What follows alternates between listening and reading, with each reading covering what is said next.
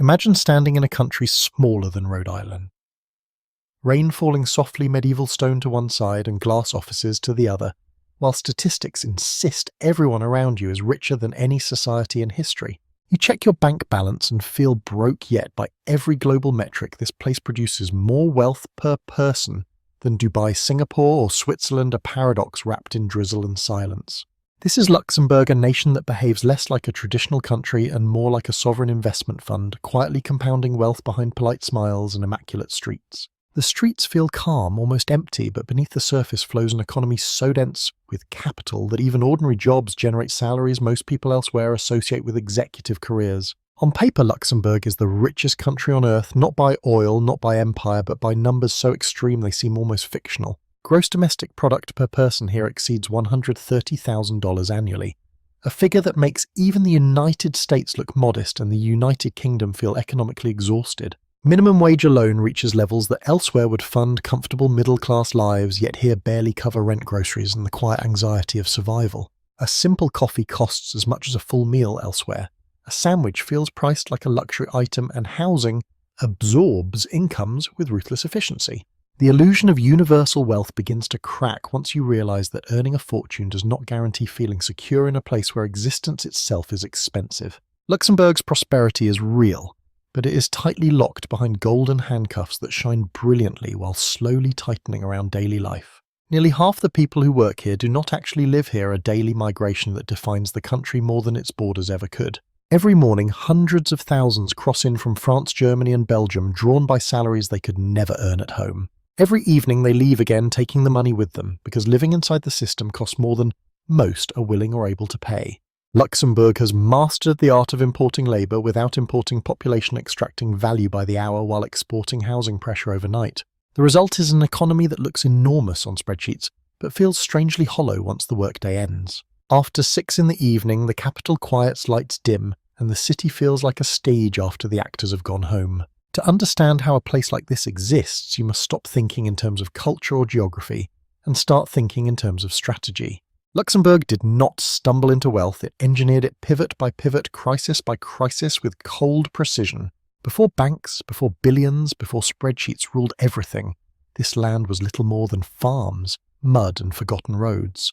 To see how Luxembourg became what it is today, we have to go back to the moment it decided to stop making things and start making money. For most of history, Luxembourg was not rich, powerful or admired, but a forgotten agricultural backwater repeatedly invaded simply because it sat inconveniently between larger, hungrier empires. Armies marched through its fields, rulers traded it like spare change, and its people survived quietly while history happened everywhere else. Everything changed in the 19th century, when farmers digging into the southern soil found iron ore instead of stone. The land beneath Luxembourg was not fertile with crops, but it was saturated with low-grade iron that Europe desperately needed. Fields turned into mines, villages into industrial towns, and a poor rural society began transforming into a steel-producing powerhouse. By the early 20th century, Luxembourgish steel helped build bridges, railways and skyscrapers across Europe and the United States. The country's economic heart became its blast furnaces, and steel defined national identity, employment and political stability. A single company grew to dominate everything, becoming one of the most important steel producers on Earth. For decades, steel paid the bills, built the welfare state, and gave Luxembourg a reason to exist beyond geography. Then the global steel market collapsed in the 1970s and the furnace fires began to go out. Cheap foreign steel flooded markets, demand evaporated, and Luxembourg faced the same industrial death spiral that devastated entire regions elsewhere. Most countries in this situation panic subsidize failing factories or cling to the past until collapse becomes unavoidable. Luxembourg chose a colder path, one guided not by nostalgia but by survival. The leadership looked at empty mills and concluded that steel was finished, but the country itself did not have to be. Instead of trying to save metal, they decided to reinvent the nation as a machine for managing capital. Laws were rewritten, regulations redesigned, and the state quietly repositioned itself to attract foreign banks and financial institutions. Stability, secrecy, and predictability became Luxembourg's new export products. Bank vaults replaced blast furnaces, and spreadsheets replaced smokestacks as these symbols of national power. Workers traded hard hats for suits, soot for spreadsheets, and physical labour for financial abstraction. Luxembourg had risen once from iron, and now it was preparing to rise again from money itself. By the late 20th century, Luxembourg had quietly completed its transformation, no longer producing steel or goods, but specializing in something far more powerful, the careful management and sheltering of global money. Officially, the country rejected the label of tax haven, preferring softer phrases about competitiveness, neutrality, and efficiency that sounded respectable enough to survive diplomatic dinners. Unofficially, Luxembourg was constructing one of the most sophisticated financial vaults ever created by a modern state. Banks multiplied rapidly, legal structures grew dense, and the country learned how to attract foreign wealth without attracting foreign scrutiny. The promise was simple and incredibly effective: bring your money here and it will be safe, discreet, and taxed far more gently than anywhere else in Europe. For multinational corporations facing aggressive tax systems at home, Luxembourg appeared less like a country and more like an escape hatch. Profits generated across Europe could be rerouted through tiny offices staffed by a handful of accountants and lawyers. On paper, enormous value was suddenly created inside Luxembourg, even if the actual business activity happened somewhere else entirely. This system remained largely invisible to the public until a massive document leak shattered the illusion of harmless optimization. Thousands of confidential agreements revealed that Luxembourg had negotiated private tax deals with hundreds of the world's largest corporations. Familiar global brands appeared again and again, each paying fractions of the taxes owed elsewhere through carefully engineered loopholes. These arrangements were not accidental mistakes, but deliberate policies approved at the highest levels of government. The architect of this model later rose to lead European institutions responsible for policing the very practices he had perfected. The irony was so extreme it bordered on satire, yet the money continued flowing without interruption. Foreign investment ballooned into the trillions, dwarfing the entire economies of much larger nations. Luxembourg became a gravitational well for capital pulling in profits, washing them clean and releasing them back into the global system. Critics called it legalized laundering, defenders called it smart policy, and Luxembourg called it survival. The banks flourished, bonuses exploded, and the country secured a level of financial security few others could imagine. But this success created a new imbalance: wealth without space money, without homes, and prosperity without room for people. The vault was full, the balance sheets were perfect, and Luxembourg was about to collide with a crisis money alone could not solve. The most visible consequence of Luxembourg's success is not its banks or salaries, but a housing market so distorted that earning six figures no longer guarantees the right to live comfortably. Housing supply failed to keep pace with capital inflows, and land quietly became the most valuable asset in a country already drowning in money. A small number of families and development firms control most buildable land, choosing to wait as prices rise instead of building homes people can afford. In Luxembourg, doing nothing with land can be more profitable than any job turning empty fields into speculative gold mines. Prices climbed relentlessly, pushing ownership further out of reach for ordinary workers, including those earning salaries that would be considered elite elsewhere. Renting became the default, not by choice, but by necessity, locking even well-paid professionals into permanent financial limbo. It is the only country where a teacher, engineer, or banker can earn globally elite wages, yet still need roommates to survive. Official statistics insist these workers are wealthy, but lived reality tells a far more fragile story. Consider a teacher earning close to €10,000 per month, technically among the highest paid educators on earth. After rent, utilities, transportation, and food, that salary shrinks rapidly, leaving little margin for saving or security. Buying a home is worse, with average house prices crossing the threshold into seven figures for ordinary properties. Mortgages stretch across decades, binding families to debt longer than some nations have existed. The result is a population that earns extraordinary incomes but feels permanently behind. Stress replaces comfort, and prosperity becomes something observed rather than enjoyed. The government understands the danger of this imbalance, because if workers cannot live here, the system collapses. Banks cannot function without people, and spreadsheets do not commute across borders on their own. Rather than confronting land ownership directly, the state chose a different approach. It attempted to compensate for housing pain by making everything else easier, cheaper, or entirely free. What emerged was one of the most generous social experiments in a modern Europe. Luxembourg decided that if shelter could not be affordable, life itself would be. In early 2020, Luxembourg crossed a line no other country had dared approach, announcing that all public transport would become completely free for everyone forever.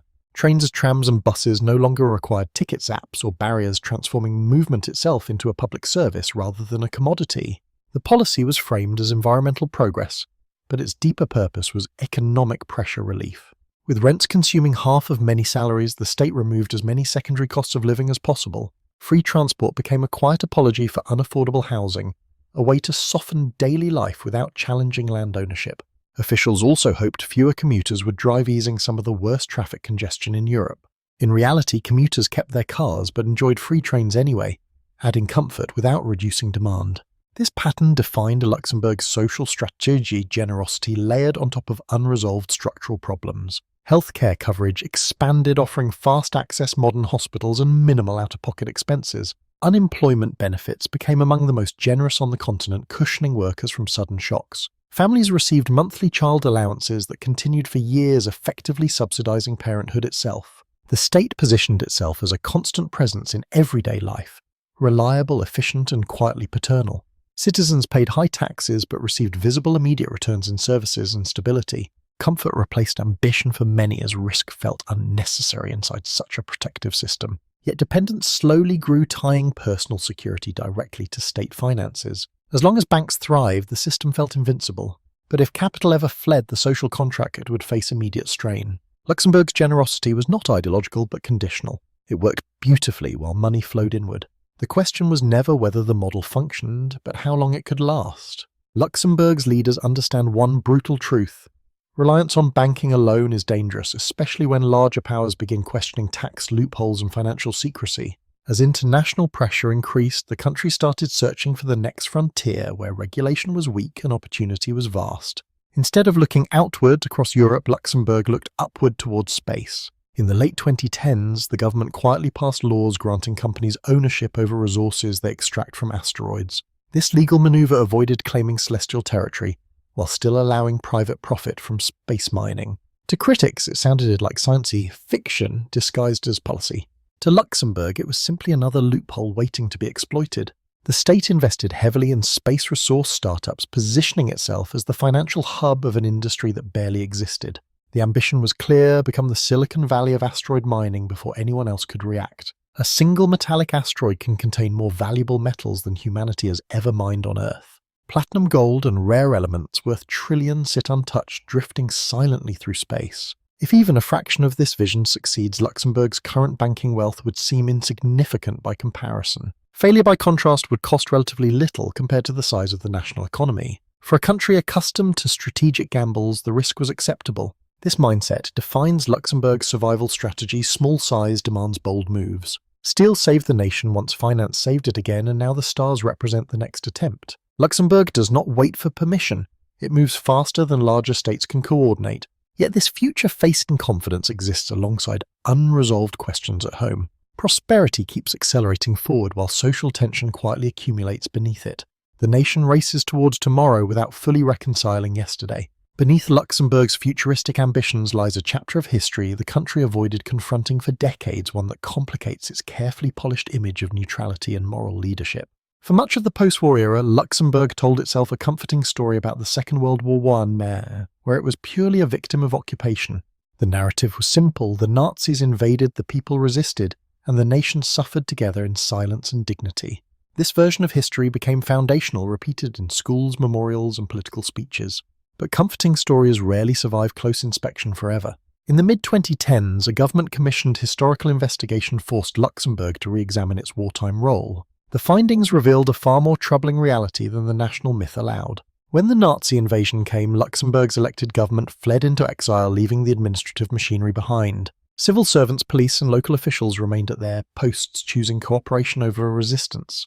They did not merely follow orders under duress, but actively assisted in implementing occupation policies. Detailed records showed local authorities helping identify Jewish residents and enforce discriminatory regulations. Deportation lists were prepared with bureaucratic efficiency and chilling normality. From a Jewish population numbering only a few thousand, more than a quarter were deported to extermination camps. Very few returned, and for decades their absence was quietly absorbed into national silence. Instead, public memory focused on forced conscription and the suffering of Luxembourgish soldiers. Collaboration was minimized, reframed, or simply ignored. This selective memory allowed the country to move forward economically without moral reckoning. Only generations later did the full weight of responsibility begin to surface. Acknowledging this past did not weaken Luxembourg's identity, but it unsettled it. The shadow of collaboration still influences the nation's obsession with legality, neutrality, and European unity. Modern Luxembourg presents itself as deeply European, legally precise, and morally neutral, hosting institutions meant to arbitrate fairness across the continent. The European Court of Justice sits here embedding the country at the legal heart of the European project. This role reinforces Luxembourg's desire to be seen as orderly, cooperative and beyond suspicion. Yet daily life reveals a society quietly divided along linguistic and cultural lines. Nearly half of the population is foreign-born, a demographic reality unmatched anywhere else in Europe. Walk into a bakery and the language you choose can determine whether you sound local or temporary. French dominates workplaces and cafes, shaping everyday transactions and labour relations. German governs newspapers, formal writing and parts of religious life. English rules finance, consulting and the global professional class. Luxembourgish, once only a spoken dialect, has become a marker of belonging and power. Citizenship now requires passing a language test, quietly filtering who may fully belong. This policy reassures locals while reminding foreigners of their provisional status. A two-tier society emerges: permanent administrators and temporary earners. Expats often arrive for money, stay briefly and leave without roots. Locals dominate public institutions, politics and long-term decision-making. Diversity is everywhere, yet integration remains shallow.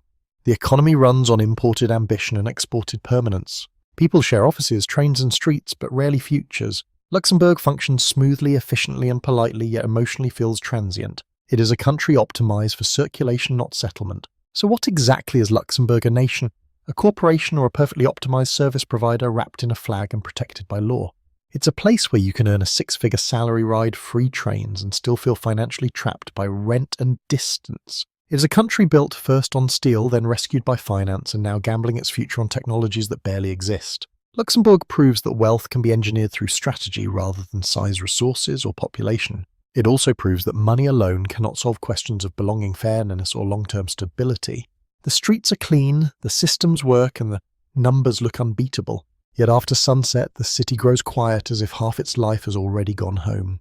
Prosperity here feels efficient rather than joyful, precise rather than warm. Luxembourg has mastered optimization, but optimization comes with emotional costs. The country survives by adapting faster than anyone else, pivoting before crises fully arrive. That instinct has kept it rich, safe and relevant for decades. But the future will test whether constant reinvention can replace deeper social roots. If banks leave, laws change, or space dreams fail, the margin for error narrows quickly. Luxembourg does not have room for failure, only for adjustment. In that sense, it represents the purest form of modern capitalism, a system where efficiency is rewarded and sentiment is secondary. Some will see this as a model for the future.